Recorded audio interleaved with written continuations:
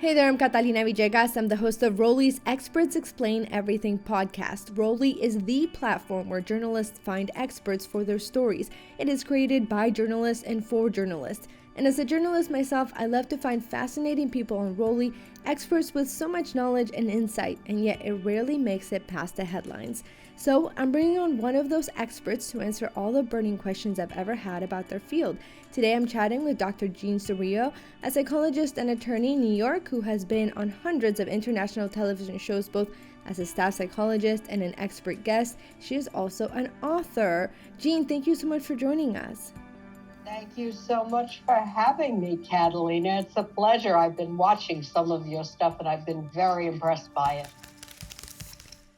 Oh, thank you so much. Well, ditto. I have to say, Jean, most people barely get that first degree, and yet you are an attorney and a psychologist and an author.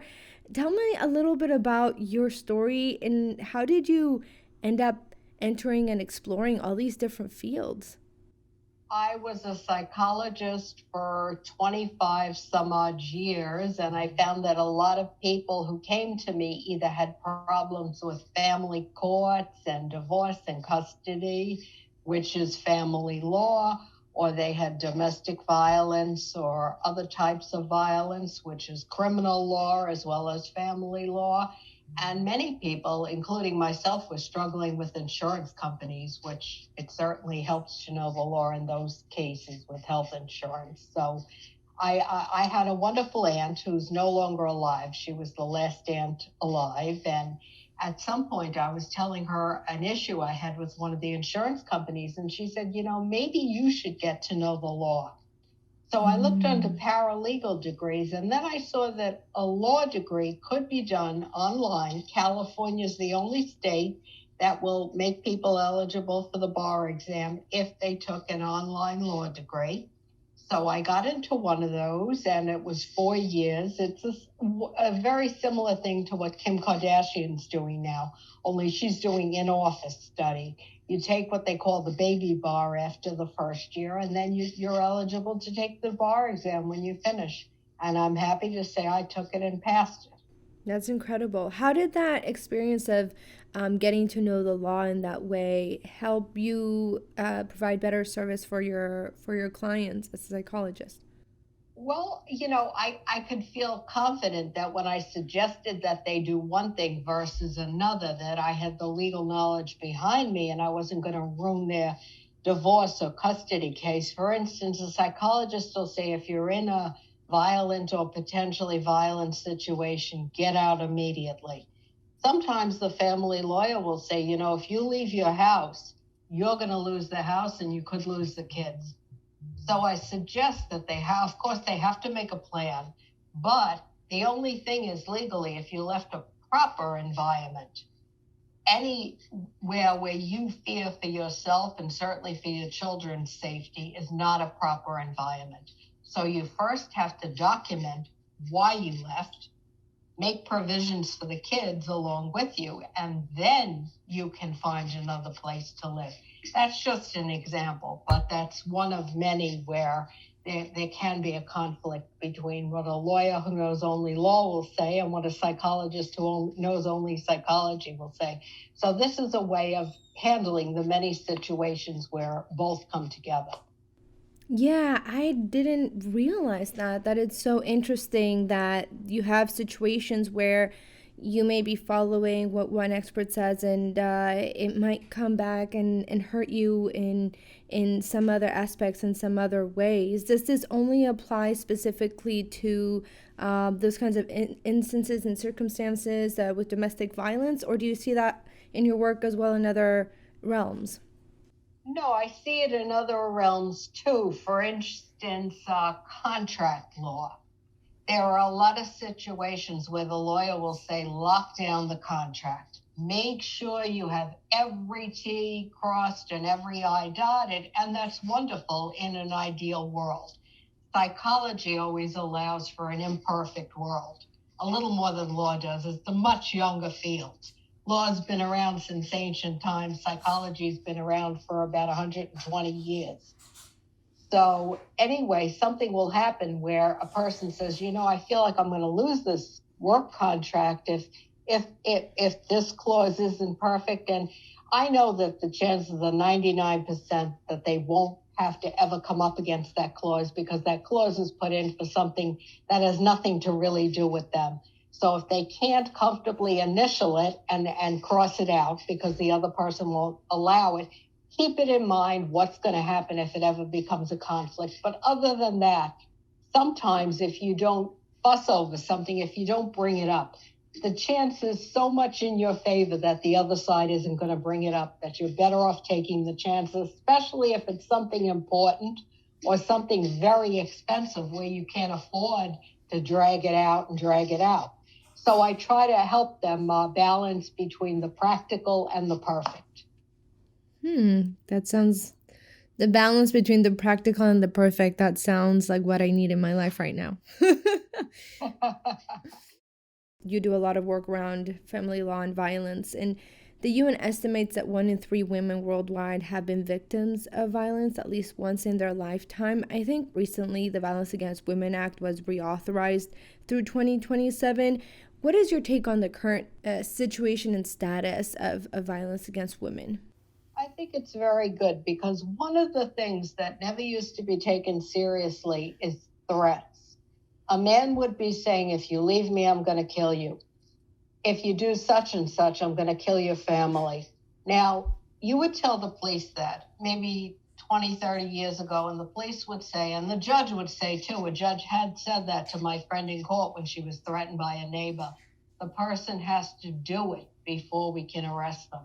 Yikes. Unfortunately, even if there's only less than 1% that carry out these threats or that try to carry them out, in those cases, it's too late to do anything about it. Maybe you can put the person in jail for life. Maybe you can even give them the death penalty, but it's not going to undo the damage. So now, if anything, the police and the courts might go a little far in the other direction. But if somebody says, I'm afraid of him or I'm afraid of her, they threaten me, they can be convicted of making terrorist threats, which is a felony in all the states, including a federal felony.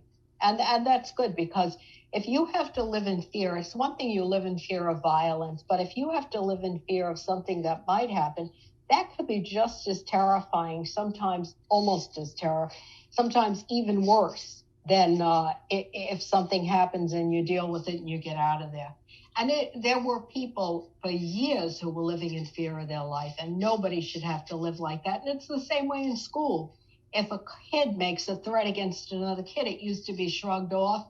Now they take it seriously, whether it's done through cyberbullying, whether it's done in class, whether a kid makes a joke about bringing a gun to school and shooting their teacher, whatever it is, that child is arrested. And it's an example that these things are taken seriously and they can happen as evidence bears out.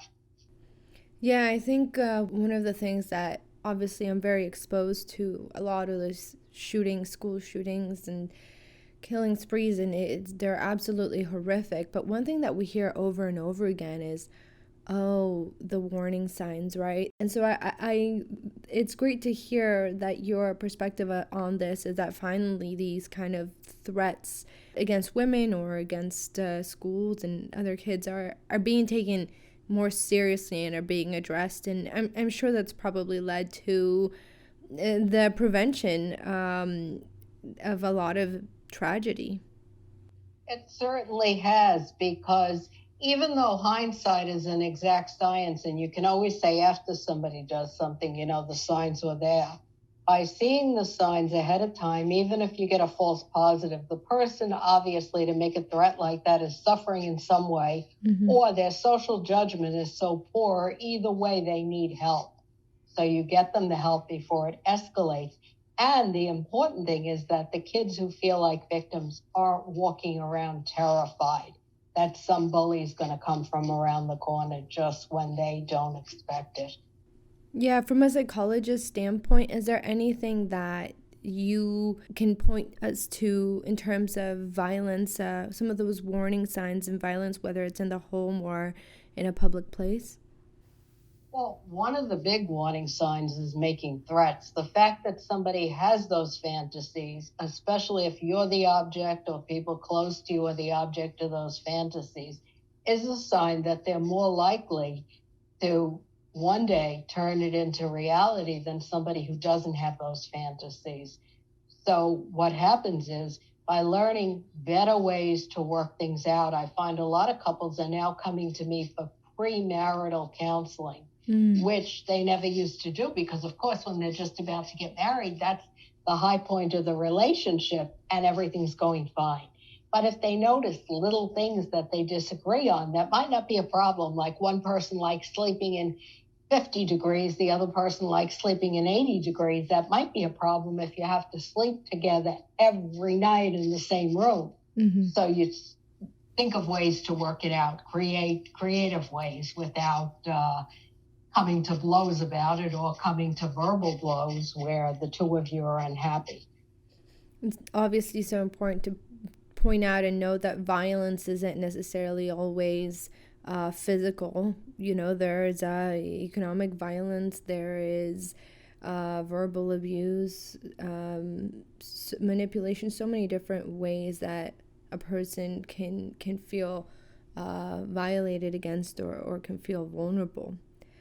Control is a big thing.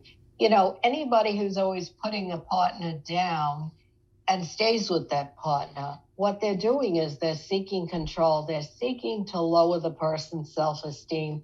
And if the partner hears that enough, you start to feel, gee, nobody else would ever want me. I'm really not that great. I have to stay with this person. And maybe what they're telling me is right. And the control escalates and escalates until it's like you can't go out of the house wearing such and such an outfit. Why did that guy look at you? There was an older woman who came to me. She said her husband would accuse her of flirting with older men or other men. And she was in a situation where she was sitting there. She didn't even know there was a man there. And he thought she was flirting with the man because the man happened to look at her. Eventually, he was a teacher, believe it or not. He used to pack the house so badly that you couldn't tell one room from another. She took pictures so that he couldn't accuse her of, again, leaving a proper environment, how bad the house was. She called the fire marshal. Then, once she left, which is the most dangerous time after you leave, especially if it's after several incidents have happened and the person is used to control, they realize they lost control. He came after her with a hammer and was breaking into her car. Oh my God. Somebody luckily reported it and the police came and arrested him. That's just absolutely horrific. Well, it's predictable though. That's the way the cycle. Somebody doesn't start off like that, or you'd run in most cases, unless you're so comfortable with it from your own family that it seems normal. But in 99% of cases, you run. So they start off being very attentive, very complimentary. Love bombing can be a sign when they never want to be without you. And then that becomes control, that they're afraid you have somebody else when they're not there. For the few minutes they're in the shower. And then it becomes more and more escalating toward abuse. So these are the early signs. You know, I covered a story, I want to say maybe a few years ago, and it was this absolutely horrific video. It was caught on camera of a mother who was taking her son to school, and her husband, who I guess she had maybe a protective order against, he drove up to her and then chased her down and shot her in front of her child and killed her. And it was so horrific. And I wondered, what kind of trauma does that then leave for that child who basically witnessed his mom's murder? Well, it brings to light the fear and the result of living in a situation that's violent. The child probably thought this would happen many nights when he heard the two of them arguing. And the fact that it finally happened reinforces his view of the world that you can't trust anybody. And he's going to need a lot of help. If this is what his father did to his mother, and now he's without both parents because his father is in jail and his mother is dead. that child is going to have a terrible time adjusting. I've recently learned about adverse childhood experiences. They call them ACEs, and basically childhood traumas. About 60% of the population has at least one childhood trauma. One of them would be losing a parent, and another one violence and neglect. There's a lot of them. But one of the things that I learned that was heartbreaking was that about more than 90% of the prison population has at least one childhood traumatic experience. And so you see kind of this cycle of violence get passed on from one generation to the next.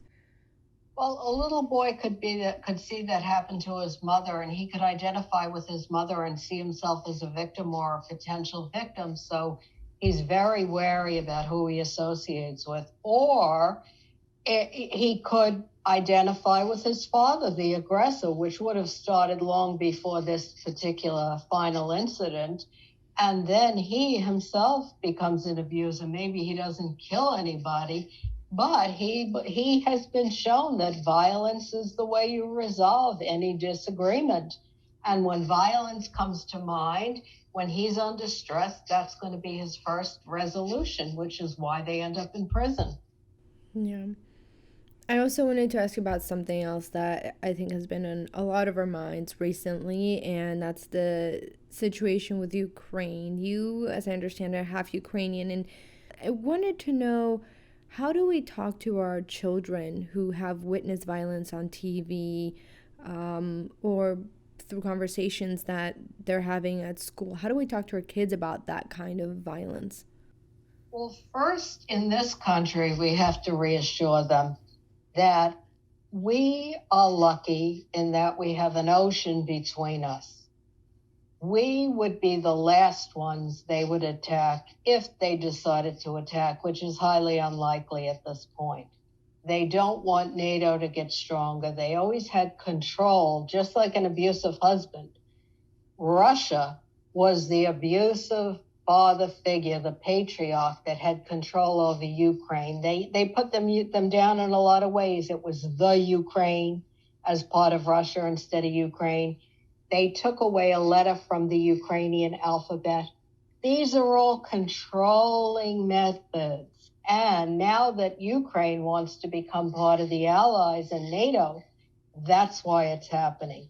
As far as the fears about it happening here, I wouldn't be so quick to say the English or European children, because of the Second World War, they really suffered. And I never realized how bad that Blitz was in England because we didn't see it in our history books. But I've seen English documentaries. They had to live in darkness and fear every night because the other side was hitting them with bombs. That's not going to happen here. It happened on European territory. So again, we're an ocean away, and we have the mechanism for nuclear retaliation should it ever be necessary. So they're not going to try it on us. And children should be told, the younger they are, it's not going to happen here. What happened even in the First and Second World War was on their territory. It wasn't here.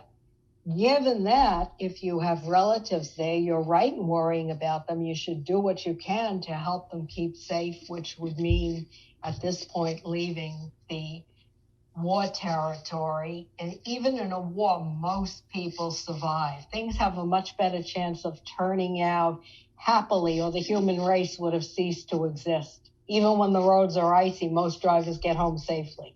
You have to drive that home to children, or they develop a fearful attitude of life and they never want to try anything. The older the kids are, the more they should be encouraged to do something, such as have a food drive or provide some type of YouTube entertainment for the Ukrainian people, or whatever it is for the people that had to emigrate to Poland and had to leave a lot of their things behind, including animals, which are really part of the family. Why it is that people have to do that they're not going to leave their kids behind, they're not going to leave humans behind, but they would have to leave possessions behind, and once in a while they even have to leave animals behind. But these are the kind of things you have to discuss with kids, and you have to find out what they know, what they've heard, and you might be surprised at how much they've heard from other kids or from television or the internet. And then you find out what concerns they have, what you can address, and what you can help them do about it. It's really fascinating, really great insight there. Jean, thank you so much for your time.